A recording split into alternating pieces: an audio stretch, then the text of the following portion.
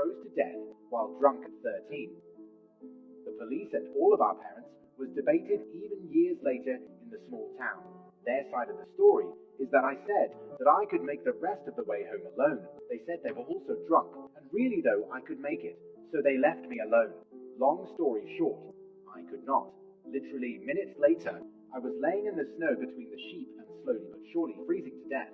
The other side of the story that was rumored is that they saw me collapse and left in panic, maybe wanting to tell their parents or calling the ambulance. We hadn't had any cell phones at this point of time, so they needed to go home for that, or simply doing nothing. To this day, I don't know the truth, but sided with their side of the story to feel better. So why were the sheep important in these circumstances? Well, they made a commotion. In my luck, the farmer of these sheep was outside, was curious and got to the pasture. There he found me, being minutes away from dying and calling an ambulance. I can remember the siren of the ambulance, but nothing else. Just the siren. They got me to the hospital, pumped all the alcohol out of my body, and put me in as many blankets as they could find. I remember feeling so ashamed of myself as I woke up with my parents at the side of my hospital bed and realizing what happened. They weren't mad or something, just happy that I was alive.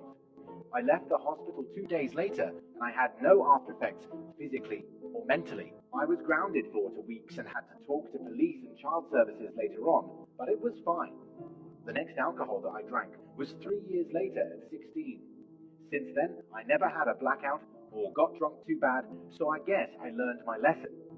My nickname in the town from this day on was Coma, which comes from coma sorphin, which roughly translates to coma drinking.